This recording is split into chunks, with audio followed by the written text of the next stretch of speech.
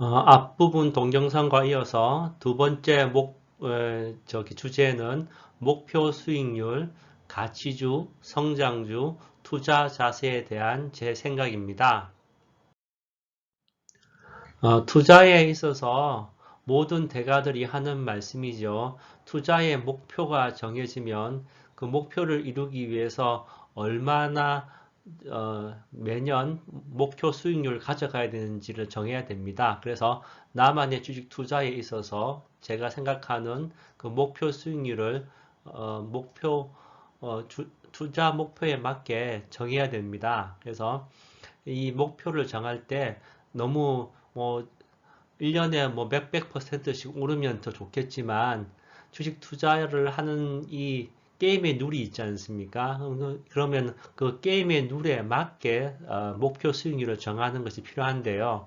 그래서 이 목표 수익률을 정하기 위해서 제가 먼저 살펴본 것은 제가 내는 전기료입니다. 저는 태양열 전지판이 저희 집 지붕에 있는데요.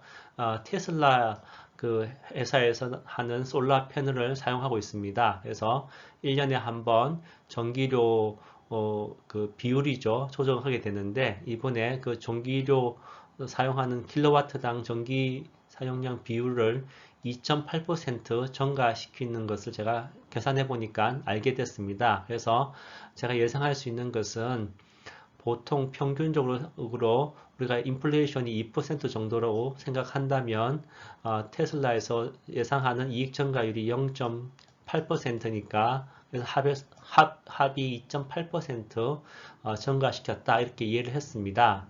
그래서 제가 투자를 하게 되면 주식이나 채권에 투자하게 됐을 때 이 물가 상승률과 그 다음에 기업에서는 이익 증가율이지만 저한테는 비용 증가율이 되겠죠. 그래서 그것이 대략 3%가 되기 때문에 저의 기대 수익률이 3% 정도면은 본전이다라고 생각할 수 있겠습니다. 물론 현금만 갖고 있다면 그러면 아무런 이익도 없겠지만 앞으로 인플레이션을 생각한다 그러면 사실 마이너스 2% 손해 본 것이 되겠습니다. 그래서 어떤 형태로든 투자는 필요한데 그럴 경우에 기본적으로 3%보다는 커야지 투자를 한 이익이 있다라고는 그런 계산이 됐고요.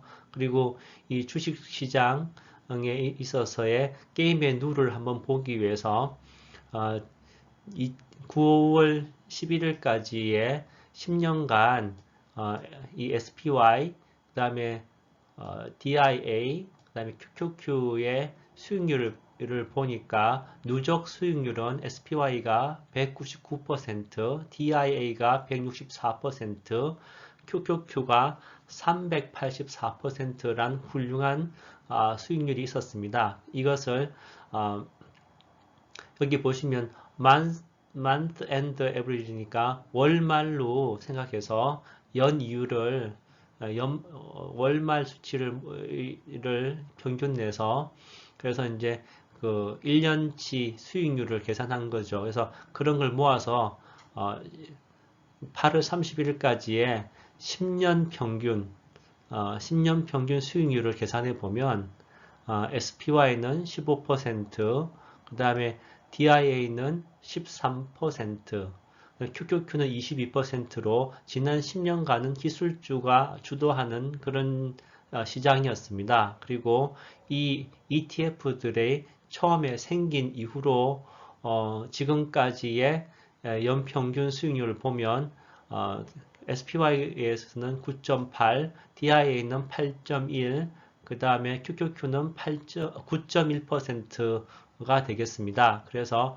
대략 SPY, QQQ, DIA 보면은 대충 9% 정도 연평균 내는 것이 현재 이 주식시장의 게임의 룰이 되겠습니다. 그래서 제가 잘 한다고 하면 아니면 이 지수만 만약에 사서 갖고 간다고 하면 예상할 수 있는 것이 9%가 되는 것입니다. 그래서 제가 생각하는 나만의 투자 목표 수익률은 아까 말씀드린 3%보다는 커야 되고, 그리고 시장의 룰을 따라서 아무 생각 없이 그냥 SPY만 샀다고 치면 한 9% 정도 수익을 예상할 수 있고요. 그렇지만 제가 목표하는 것이 이런 9%보다는 좀 더 많은 수익을 기대하기 때문에 그래서 9에서 한 12% 정도 사이에서 이 정도 사이에서 저는 제 목표, 제 수익률이 오면은, 목표 수익률을 달성했다라고 하겠다라고 저는 결정했습니다. 그래서 저의 목표 수익률은 9%와 12% 정도 사이다. 이렇게, 정했습니다.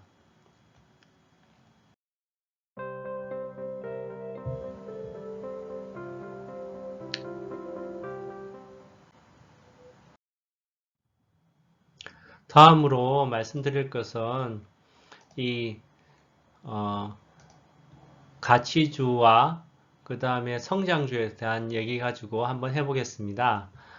먼저 이 성장주 얘기를 해볼 건데요. 화살은 투자 규모로 생각하시고요. 그 다음에 토끼하고 노루는 성장주의 기대 수익률로 생각하시면 되겠습니다. 그래서 성장주 중에서 가장 성장 수익이 높은 것은 이 IPO 전에 그죠? IPO 전에 주식을 신주를 받는 거죠. 그래서 그걸 받아가지고 갖고 있다가 어, 회사가 성장해서 계속 크면 그때마다 이제 조금씩 매도해서 수익을 내는 것이 가장 수익률이 높을 거 아니겠습니까? 그래서 그렇게 생각하면은 노루는 이 IPO 전에 신주 인수 받았다가 그 다음에 성장할 때 조금씩 파는 경우가 노루라고 생각하면 되고요. 토끼는 IPO 이후에 이거 참 좋은 주식 같아 이런 얘기 듣고 그때 사는 걸 토끼라고 생각한다면요. 그럼 이제 여기 다시 이 얘기 돌아와서 한 사람은 하살이 한 개 있고 한 사람은 하살이 세 개 있습니다. 그래서 하살 하나로는 토끼 한 마리 잡을 수 있고요. 그 토끼 한 마리는 하루 식량이 됩니다. 그리고 하살이 세 개 있는 사람은 이 하살 세 개로 노루 한 마리를 잡을 수 있고 노루 한 마리는 일주일 가족 식량이 된다고 한다면은 이 하살 한 개인 사람은 오늘 한 마리 잡고 또 내일 한 마리 잡으면 오늘 먹고 내일 먹는 게 되고요. 만약에 오늘 토끼 한 마리 잡고 그 하사를 다시 재활용해서 또 한 마리 잡는다 그러면은 여유로 토끼가 식량 외에 한 마리 더 생기겠죠. 그래서 이런 식으로 지금 이 참 좋은 회사 같아. 앞으로 잘 될 것 같은 회사라고 생각했을 때 이렇게 하게 되면은 이런 토끼를 10마리 잡지 않습니까? 10마리 잡으면 이 10마리 중에서 한 2마리 정도가 집토끼가 되어서 그래서 번식을 해서 계속 이제 유지가 될 수 있는 가능성이 있다라고 얘기합니다. 반면에 하살이 3개 있는 사람은 노루 한 마리 잡았기 때문에 일주일 동안 놀 수 있지만 이 사람이 놀겠습니까? 안 놀죠. 그 다음날 또 사냥 나갑니다. 그래서 또 노루를 잡으면 이제 2주치 식량이 생기는 거지 않습니까? 이렇게 한다 그러면 이 사람은 뭐 조만간에 노루 농장을 만들 수 있겠지요. 그래서 이 식량뿐만 아니라 이걸 팔아서 엄청난 수익이 날 것입니다. 그래서 제 개인 투자 IPO 같은데 이전에 참가할 수 있는 사람들은 일반적으로는 보통 기업 투자자들 그 다음에 이 증권회사에서 소규모로 관리하고 있는 VIP 정도가 되겠습니다. 그래서 저는 보통 개인 투자자라고 생각하면은 하살이 한 개 있는 거죠. 그래서 제가 이런 IPO 이후에 아주 좋은 회사라고 찍어서 10개를 투자하면 성공 확률이 한 2개 정도 되는 것입니다. 그래서 이제 이것이 제가 생각하는 성장주에 대한 생각이고요. 두 번째, 삽과 포크레인에 대한 생각은 여기서 삽과 포크레인은 투자 규모라고 생각하시면 되고요. 그 다음에 과실나무는 가치주의 기대 수익률이라고 생각하시면 되겠습니다.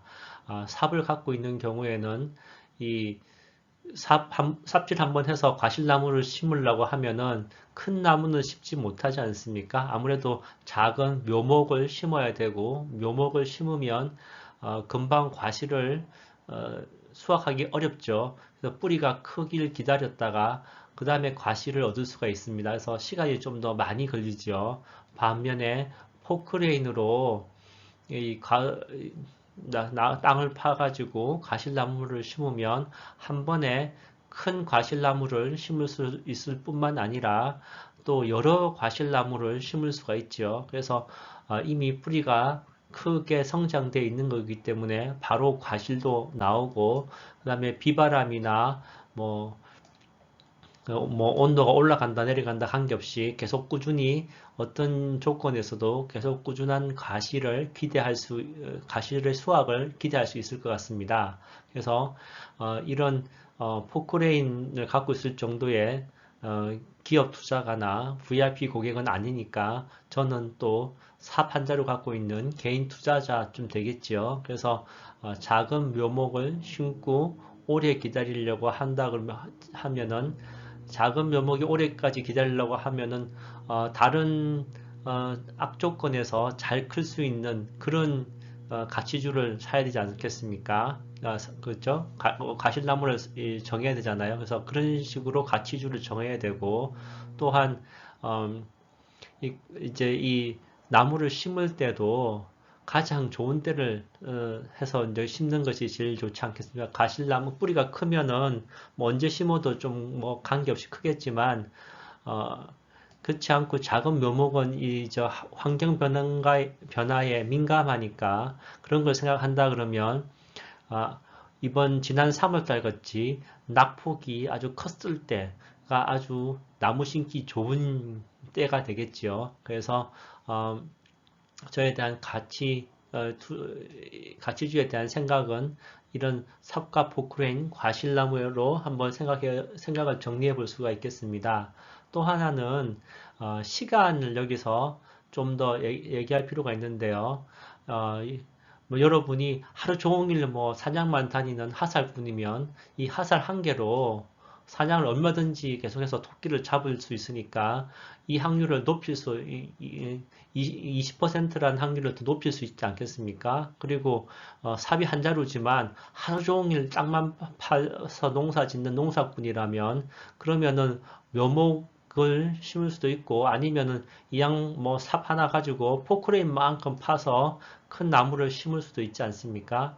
그렇지만 여러분이 전문 사냥꾼이나 농사꾼이 아닌데 하루 종일 그것만 하고 있다 그러면 여러분의 본업은 어떻게 하겠습니까? 그래서 직장을 다니는 그런 분들은 시간이 나는 것이 평일은 시간이 안 나고 토일만 또 토일 주말에 여러분 시간이 나실 건데 토일은 여러분이 알다시피 이 주식시장의 게임에 누려서는 주식시장은 문을 닫죠. 그죠? 그래서 우리가 토일에는 에서 일하는 것보다는 좀 더 많이 노력할 필요가 있습니다. 그래서 이 평일에 엑스트라로 조금 더 일을 해야 되는 거죠. 사냥꾼이나 아니면 농사꾼으로서 일을 해야 되는데 그럴 때에 갖고 있는 이 투자 규모, 화살이나 삽을 갖고 계신 걸 아시고 거기에 맞게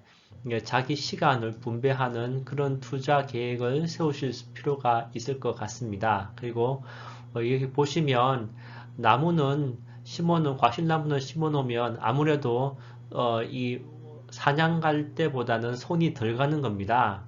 그래서 이 자기가 본업이 사냥꾼이나 농사꾼이 아니면서 사냥이나 농사를 하시게 되면 이 시간 분배가 더 중요한데요. 왜냐하면 이 투자는 장기로 해야지 승부가 나지 않겠습니까? 이 전문가들하고 겨뤄서는 단시간에는 손해보기가 딱 좋습니다. 그래서 장기 투자를 하는 것이 개인 투자자들한테는 이 승률을 올릴 수가 있는데요. 그런 면에서는 이 화살을 쓰는 거나 삽질하는 거에 있어서의 이 시간 안배를 하셔야 되고요. 그리고 이 화살을 그래서 같이 성장주 쪽으로 가시는 분들은, 그런 분들은 아무래도 이 차트를 좀 더 자주 볼 수밖에 없지 않습니까? 그래서, 방금 상장한 주식의 성장주 같은 경우에는 계속 눈이 붙어 있어야 되는 거죠. 반면에 조금 자리를 잡은 성장주 같은 경우에는 좀 띄엄띄엄 봐도 괜찮을 수 있으니까 트렌드를 타는 성장주를 좀 자리 잡은 성장주를 하시면은 시간 안배를 더 하실 수가 있는 거고요. 가치주 같은 경우에도 지난 3월달처럼 아주 사기에 좋은 적절한 시기를 기다려서 돈을 모아서 좀 뿌리가 큰, 좀 자리 잡힌 가치주를 사서 놓으면, 그러면 이 배당이라는 가실도 있고, 그 다음에 여러 조건, 환경의 변화에 관계없이 꾸준히 성장과 배당을 주기 때문에 좀 더 편안하게 시간을 적게 들이고 가치주 투자를 할 수가 있을 것 같습니다. 그래서 이 예로서 사냥과 농사를 가지고 이제 예를 한번 들어봤는데요. 자신의 시간을 얼마나 투자할 거냐에 따라서 이 가치주와 성장주의 어느 걸 택할 건지도 고려 대상이 되는 것 같습니다.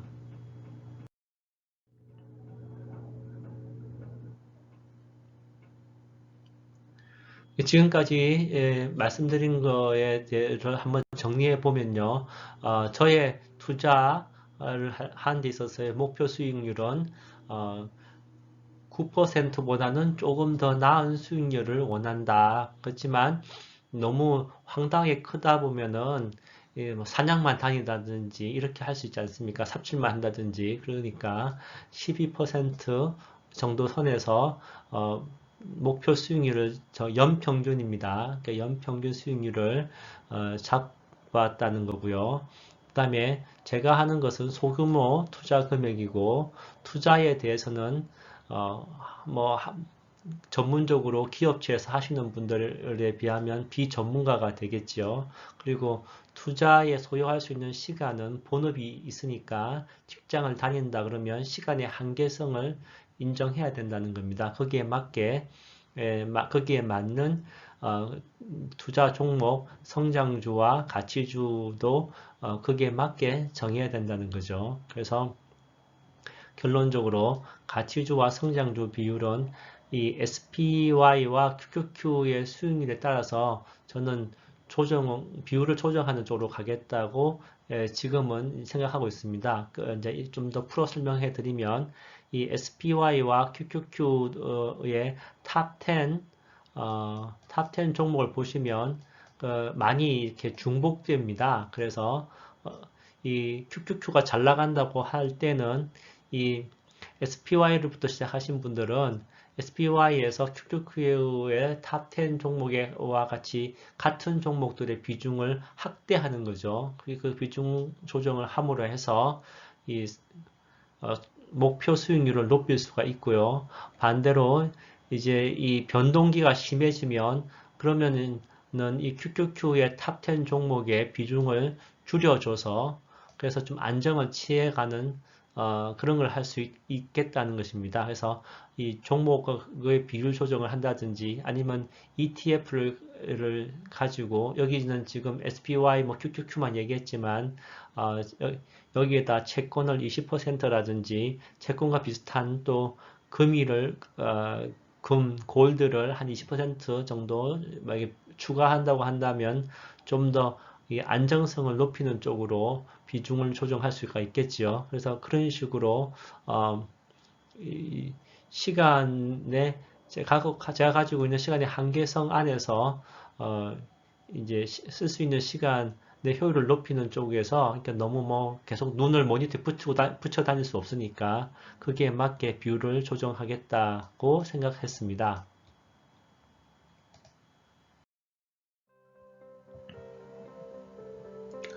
Love once more, thank you twice.